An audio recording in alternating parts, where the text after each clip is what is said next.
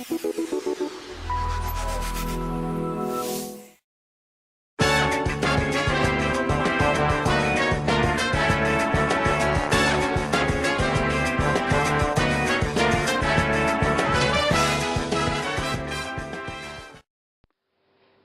projet de loi Création et Internet, ou loi Hadopi, a été adopté le 12 mai 2009 et censuré par le Conseil constitutionnel le 10 juin 2009. Le 15 septembre, Hadopi 2 est à son tour adopté. Riposte graduée, haute autorité, il est semé de plusieurs termes bien plus moins obscurs. Que signifie-t-il? Et quelles mesures sont inscrites dans la loi? Explication. Corentin, pourquoi le nom de Hadopi? Le projet de loi Hadopi tire son nom de la Haute Autorité pour la diffusion des œuvres et la protection des droits sur Internet, qui l'instaurera.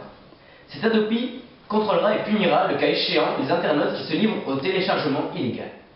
Le texte avait auparavant été surnommé projet de loi Oliven car il est issu des accords de l'Élysée signés le 23 novembre 2007 qui s'appuie sur le rapport de Denis Oliven, l'ex-PDG de la FNAC et l'actuel directeur de publication du Nouvel Obs, a mené à l'automne dernier une mission sur la lutte contre le téléchargement illicite et pour le développement de l'offre culturelle légale sur Internet.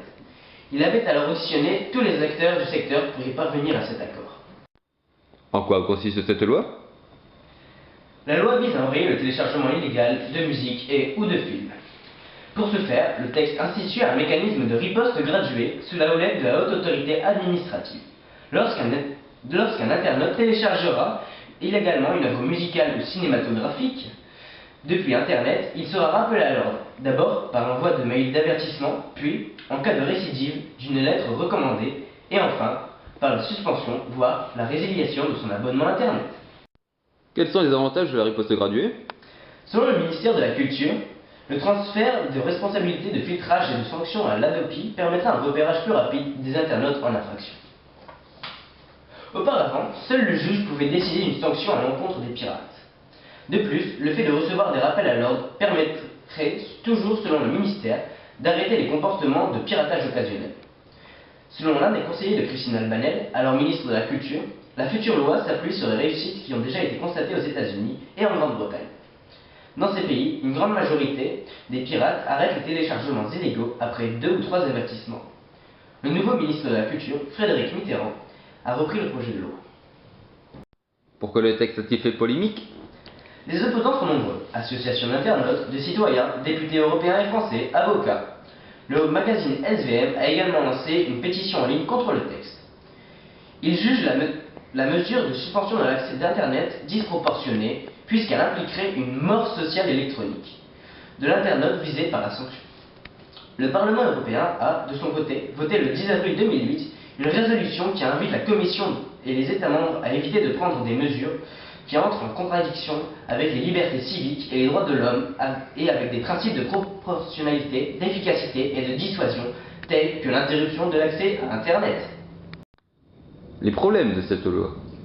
Obstacle supplémentaire, et non des moindres, au niveau de la technique cette fois.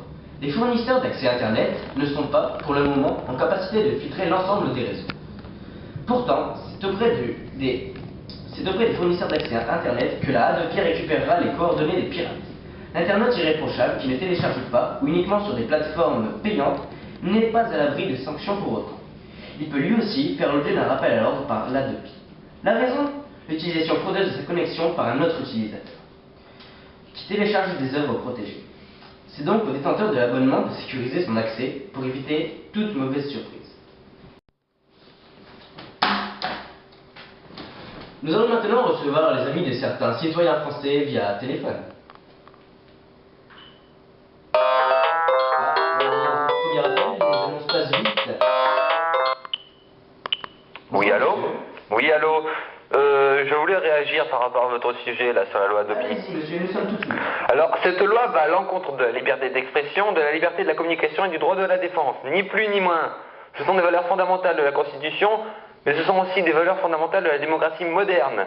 Je me demande comment expliquer que des députés votent en faveur de cette loi, car soit ils sont au courant que cette loi va à l'encontre de la Constitution, ils sont donc contre la liberté d'expression, de la communication et du droit de la défense, soit ils n'étaient pas au courant alors que c'est leur mission d'étudier les lois avant de voter. Calmez-vous, monsieur, calmez-vous. Non, je ne me calmerai pas. Ah, on a perdu l'appel. Ah, je vois que nous avons une deuxième liaison téléphonique. Oui, allô? Alors, monsieur, nous vous écoutons. Oui. Alors, la loi Adopi provoque beaucoup de discussions. On comprend tout à fait la protection des droits d'auteur. Il y a tout de même une aberration.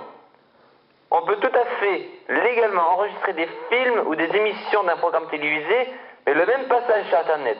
Je ne comprends pas bien. Il est interdit d'enregistrer. Cherchons l'erreur, ou alors je n'ai pas bien compris quelque chose. Monsieur le Président confond Internet avec un magasin Carrefour. L'Internet est avant tout une sphère de communication. Et à ce que je sache, la liberté d'expression existe encore en France. Alors lorsque j'entends que, comme tout marché, l'Internet doit être régulé, je dis halte! On peut prêter son poste de TV à son voisin, mais on ne peut pas lui vendre au noir sur Internet.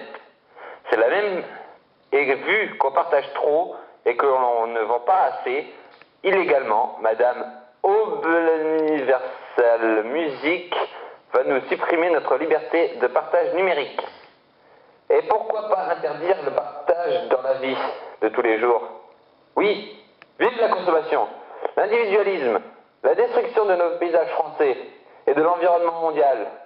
Mais ce dont vous n'avez pas compris, c'est que l'Internet est comme un océan, ne se pile pas à l'argent et aux spéculations. Non, l'océan numérique, qui est né il y a 20 ans de cela, ne nous soumet pas aux normes du capitalisme.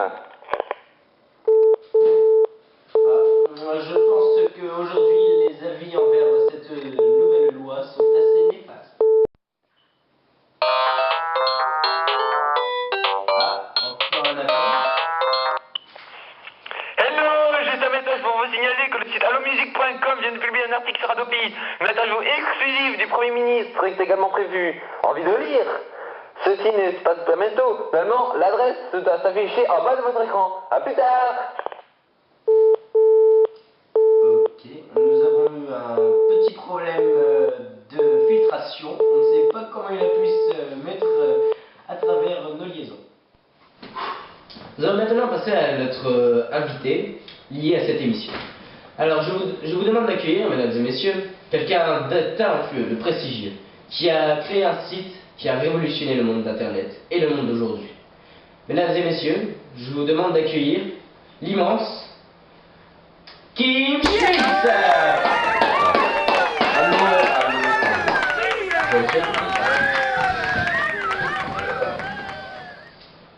Alors monsieur, parlez-nous un petit peu de Méga Upload.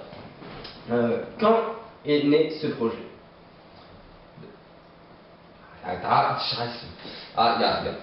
Also, der Projet ist commencé en 2004, mais mon projet n'a abouti qu'en 2005. Et pourquoi créer un site de téléchargement? J'avais voulu créer un site de téléchargement parce que le téléchargement ist eine gute Idee pour toutes les personnes du monde entier. Ouais, peut-être. Ja. Décrivez-nous un peu le parcours de ce site. Alors, tout d'abord, Megaloplot permettait à un internaute de mettre en ligne n'importe quel type de fichier, dans la limite de 1 gigaoctet par fichier. Hein, parce que sinon, s'il fait trop gros, pour 10 sites, et ça peut porter tout. Donc, j'ai voulu sans limite pour les utilisateurs premium, qui fait payer, et bien sûr, sans payer pour tous ceux qui n'ont pas payé l'abonnement de Megaloplod. Ah, je reviens au sujet. Der Megaloplod ist eine gute Idee für alles. Ja. Ouais, et pourquoi est-ce fermé? Le site est fermé parce que j'ai reçu une lettre du tribunal du FBI qui m'a dit il faut venir car votre site est à l'encontre de la démocratie. Je n'ai pas compris pourquoi. Et sur mon site, vous verrez normalement ceci, qui doit s'afficher à votre écran.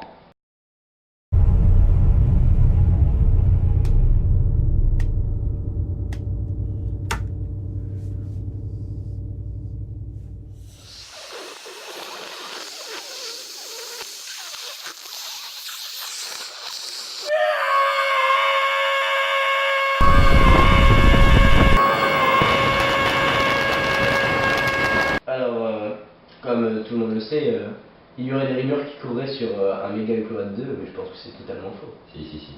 C'est vrai? Je peux vous faire une petite confidence. Oui. Mes Chinois travaillent beaucoup sur le sujet de Megaloplod 2. Et si mon projet aboutit, il devrait y avoir Megaloplod 2 qui devrait bien fonctionner normalement sur les fermes américaines et chinoises surtout. Et la France? Et serait indétectable par la France, les États-Unis, l'Espagne, les... Je crois que vous en dites pas, monsieur. Dépêchez-vous.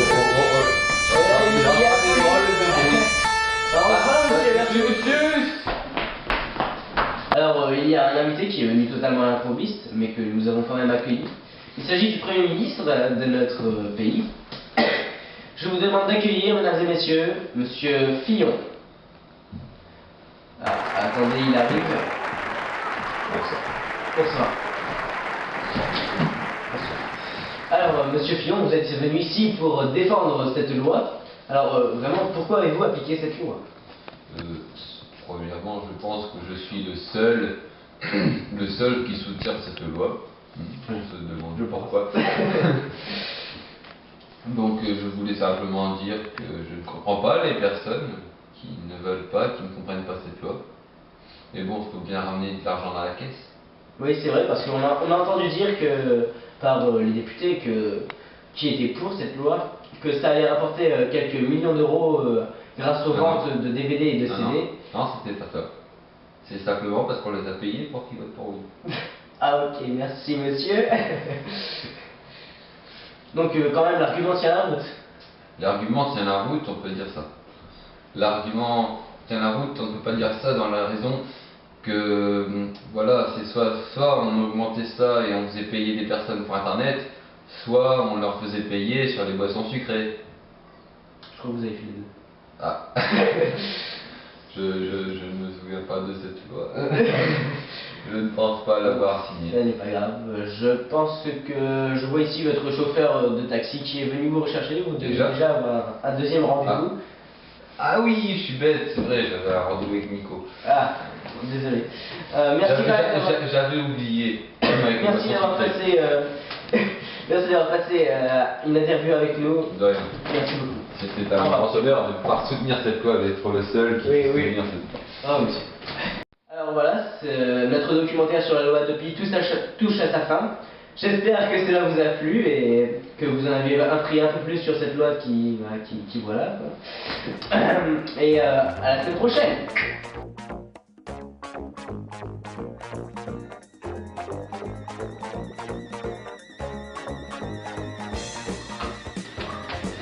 Alors nous allons recevoir notre invité du soir. Il s'agit de quelqu'un qui a créé le plus gros site de téléchargement au monde. Je veux bien sûr parler d'un homme allemand.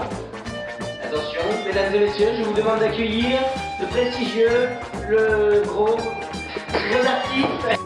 Quels sont les avantages de la riposte graduée? Ah, on n'est pas honnête. Non, je ne me calmerai pas. Oui, monsieur. Ah, on a perdu.